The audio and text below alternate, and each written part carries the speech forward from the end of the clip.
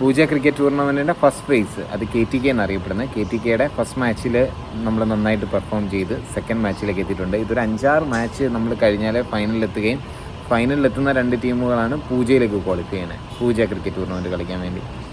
അപ്പോൾ ഉത്ഭവ് CCക്ക് വേണ്ടി ഞാൻ എൻ്റെ 2ാമത്തെ മാച്ച് കളിക്കാൻ വേണ്ടി രാവിലെ തന്നെ വീട്ടിൽ നിന്ന് ഇറങ്ങി. പണ്ട് ക്രിക്കറ്റ് കളിക്കാൻ പോയതിനൊക്കെ ഒരുപാട് വഴക്ക് കിട്ടുന്നു പപ്പയുടെ നിന്ന്. പക്ഷേ കാലം കണ്ടോ എങ്ങനെയാക്കിയെന്ന്. അതിരാവിലെ 5 മണിക്ക് ഒപ്പം എഴുന്നേറ്റ് ആത്മാർത്ഥമായിട്ട് എന്നെ റെയിൽവേ സ്റ്റേഷനിൽ കൊണ്ടുവിടുക. എന്തിനാ 34 വയസ്സുള്ള മോൻ ഇപ്പോൾ ക്രിക്കറ്റ് കളിക്കാൻ പോവാണ്. പക്ഷേ സന്തോഷമേ ഉള്ളൂ. ഞാൻ ഈ ക്രിക്കറ്റ് കളിക്കുന്നതിൻ്റെ വീഡിയോസൊക്കെ എടുക്കുന്നതൊക്കെ അപ്പയും അമ്മയും അറിഞ്ഞിട്ട് അവർക്ക് കുറച്ച് അഭിമാനവും ഫീൽ ചെയ്ത് തുടങ്ങിയിട്ടുണ്ട്. എനിവേ തൃപ്പൂണിത്തുറ റെയിൽവേ സ്റ്റേഷനിലെത്തി. കുറച്ച് സമയമുള്ളതുകൊണ്ട് ഫുഡ് അവിടെ നമ്മൾ പാക്ക് ചെയ്ത് തന്നുവിട്ട ഫുഡ് കഴിച്ചു. റെയിൽവേ സ്റ്റേഷനിൽ നടക്കാൻ തീരുമാനിച്ചു. ആകെ 20 രൂപയായുള്ളൂ ഞാൻ വീട്ടിൽ നിന്ന് ഇവിടം വരെ എത്താൻ. പെട്രോൾ അടിച്ച് പപ്പയാണല്ലോ ആക്റ്റീവയിൽ, അപ്പോൾ അത് കുഴപ്പമില്ല. എന്നാലും ചെന്നപ്പം നന്ദു അവിടെ കിടിലൻ പ്രാക്ടീസ്. നന്ദു നമ്മുടെ കൂട്ടുകാരനാണ് കേട്ടോ, തൃപ്പൂണിത്തുറയിലാണ് പ്രാക്ടീസ് ചെയ്യുന്നത്. നമ്മൾ ടോസ് നഷ്ടപ്പെട്ട് ബാറ്റിങ്ങിന് പോവുകയാണ്. ഈ പ്രാക്ടീസ് ചെയ്തുകൊണ്ടിരുന്ന KD ഫസ്റ്റ് ഓവറിൽ തന്നെ ഔട്ടായതുകൊണ്ട് KDൻ്റെ ബാറ്റിംഗ് കാണിക്കാൻ പറ്റിയില്ല. അവർ കിട്ടിയില്ലായിട്ട് എറിയുന്നുണ്ടായിരുന്നു. പ്രവീണും പിന്നെ എനിക്കങ്ങനെ പേര് പരിചയമുള്ള ബാറ്റ്സ്മാനല്ല, നമ്മുടെ പലരും മിക്സ്ഡായ ഗസ്റ്റുകളൊക്കെ ഉണ്ട് കളിക്കാൻ. പക്ഷേ ഇരിങ്ങാലക്കുട ക്രൈസ്റ്റ് കോളേജ് ഓപ്പോസിറ്റ് കളിക്കണേ അവർ അടിപൊളിയായിട്ട് ബോൾ ചെയ്യുന്നത്. ഈ ബിപിൻ ദാസിനെ ഒന്ന് ശ്രദ്ധിച്ചോണേ. എനിക്ക് പണ്ട് മുതലേ പരിചയമുള്ള ഭയങ്കര ക്രിക്കറ്റ് പാഷനേറ്റാണ്. KCBയിലാണ് വർക്ക് ചെയ്യുന്നത്. ഭയങ്കര അടിപൊളിയായിട്ട് എറിയുന്നുണ്ടായിരുന്നു കേട്ടോ. പുള്ളിക്ക് നല്ല ടേൺ കിട്ടുന്നുണ്ട് പിച്ചിൽ നിന്ന് കണ്ടോ. ബോളേഴ്സിന് നല്ല അനുകൂലമാണ്. പിന്നെ ഒരു ലെഫ്റ്റ് ഹാൻഡർ വരുന്നു, അടിപൊളിയായിട്ട് എറിയുന്നുണ്ട്. ഇനി ബിപിൻ ദാസിൻ്റെ ഈ ബോൾ കണ്ടോ, ഭയങ്കര അടിപൊളി ബോളല്ലേ. പുതിയൊരു ലെഫ്റ്റ് ഹാൻഡ് ബോളർ വന്നപ്പോൾ ഫസ്റ്റ് ബോളിൽ തന്നെ ഒന്ന് സെറ്റിലായ ബാറ്റ്സ്മാൻ ഔട്ടാവുന്നു. പുതിയ ബാറ്റ്സ്മാൻ വന്നൊന്ന് ടാപ്പ് ആവാൻ നോക്കിയത് ഇൻസൈഡ് എഡ്ജ് സ്റ്റമ്പിലേക്ക് 2 വിക്കറ്റുകൾ അടുപ്പിച്ച് പോകുമ്പോൾ നമ്മുടെ എക്സ്പീരിയൻസ്ഡ് നമ്മുടെ കേരള ക്രിക്കറ്റിലെ ലെജൻസിൽ ഒരാളായ ബക്കുച്ചേട്ടൻ വരുന്നു. പിന്നെ പ്രവീൺ, അപ്പുറത്ത് നിന്ന പ്രവീൺ ഒന്ന് സെറ്റായി വന്ന് നല്ല 2-3 ഷോട്ടുകൾ അടിക്കുന്നു. എന്നാലും ബോളിങ്ങിന് നല്ല അനുകൂലമാണ് കേട്ടോ. ഈ ബോളർ ഒന്ന് ശ്രദ്ധിച്ച് വെച്ചോണം കണ്ടോ.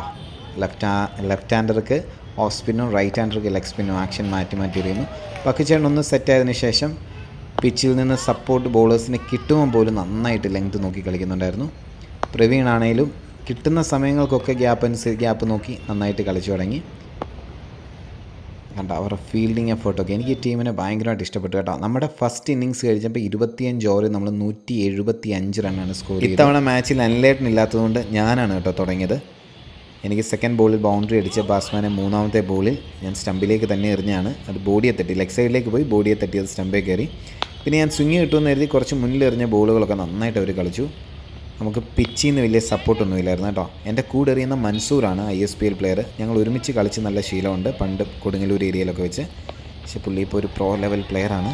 ഇത് കണ്ടോ, മനോഹരമായി കളിച്ചില്ലേ ബാറ്റ്സ്മാൻ ആ ഷോട്ട്. പക്ഷേ മൻസൂർ പിച്ചിൽ നിന്നൊന്നും കിട്ടാത്തതുകൊണ്ട് സ്ലോ ബോൾസൊക്കെ എറിഞ്ഞ് തിരിച്ചു വന്നു. ഞാനും എൻ്റെ സെക്കൻഡ് ഓവർ കുറച്ച് ഗുഡ് ലെങ്താണ് ട്രൈ ചെയ്തത് ഓഫ് സ്റ്റമ്പിന് നേരെ. പക്ഷേ അടുത്ത ബോൾ ക്രോസ് സീം വെച്ച് എറിഞ്ഞത് ബൗൺസ് കിട്ടുമെന്ന് കരുതി എറിഞ്ഞ സ്വിങ്ങോ കിട്ടുന്നില്ല. പക്ഷേ അത് വിട്ടായി നല്ലൊരു ബൗണ്ടറി. മൻസൂറിൻ്റെ അടുത്ത ഓവറിലും ഒരു ഓവർ പിച്ച് വന്ന ഒരു ബൗണ്ടറി അടിച്ചു. പക്ഷേ നന്നായിട്ട് എറിഞ്ഞ് കംപ്ലീറ്റ് ചെയ്തു. ഇത് ഷാഹിദ്ക്കയുടെ ഫസ്റ്റ് ബോൾ. ദുലീപ് ട്രോഫി പ്ലെയറാണ്, 45+ ആണ്.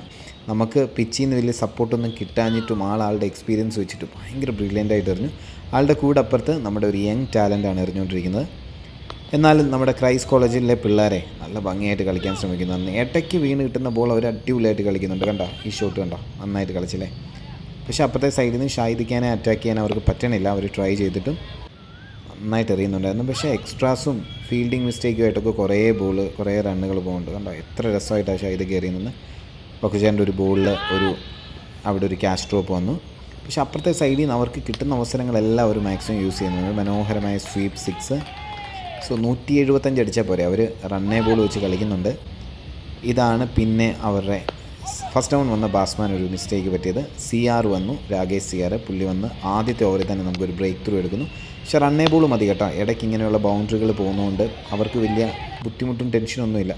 അവിടെതാ നമുക്ക് ചെറിയ മിസ്റ്റേക്സ് കൂടെ വരുമ്പോഴത്തേന് തൊട്ടടുത്താണല്ലോ തൃപ്പൂണിത്തുറ. കുറച്ചുകൂടെ അടുത്ത വിക്കറ്റും രാകേഷ് CR നെക്സ്റ്റ് ഓവറിൽ എടുക്കുന്നു. 3 വിക്കറ്റുകളെ പോയിട്ടുള്ളൂ.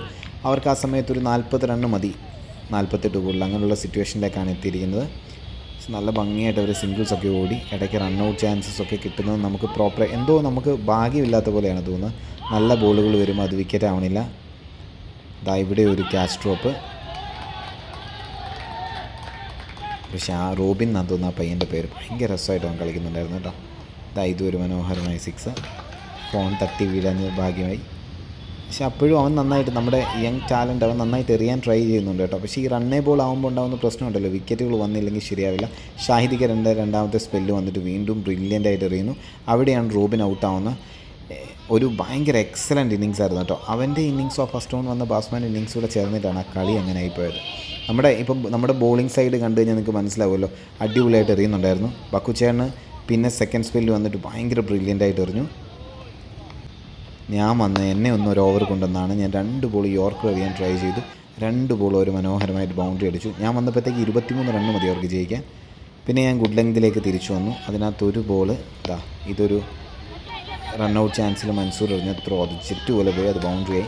പിന്നെ ഞാൻ ക്രോസ് ചെയ്യുമ്പോൾ ബോൾ വലിച്ചെറിഞ്ഞത് നല്ല സ്കിഡായിട്ട് അതിലൊരു വിക്കറ്റ് കിട്ടി. പക്ഷെ അപ്പോഴത്തേക്ക് 10 റണ്ണ് മതി കളി ജയിക്കാൻ വേണ്ടി. പിന്നെ ബക്കുച്ചേട്ടൻ വന്നിട്ട് ബക്കുച്ചേട്ടനോട് ഒരു മനോഹരമായ ഓഫ് സ്പിന്നിൽ ഒരു വിക്കറ്റ് എടുക്കുന്നു. 5-6 റണ്ണ് മതി. ഷാഹിദിക്കാൻ ഒരു ബൗണ്ടറി അടിച്ചുകൊണ്ട് അവർ കളി ഫിനിഷ് ചെയ്യുന്നു. നല്ല ബ്രില്യൻ്റ് ഓവേഴ്സ് ആയിരുന്നു ഷാഹിദിക്കയുടെ. നമ്മൾ നന്നായിട്ട് ബോൾ ചെയ്യാൻ ട്രൈ ചെയ്തു, പക്ഷേ അവർക്ക് സ്പിന്നേഴ്സിന് കിട്ടിയ ഒരു അഡ്വാൻറ്റേജ് നമുക്ക് കിട്ടിയില്ല. മാത്രമല്ല നമ്മളെക്കാളും നന്നായിട്ട് ക്രൈസ്റ്റ് കളിച്ചു, അത് തന്നെ കാര്യം. കളി തോറ്റതിന് ഇപ്പം എന്താ കാരണം പറയുക, അവർ നന്നായിട്ട് കളിച്ചു എന്നുള്ളത് തന്നെയല്ലേ സത്യം.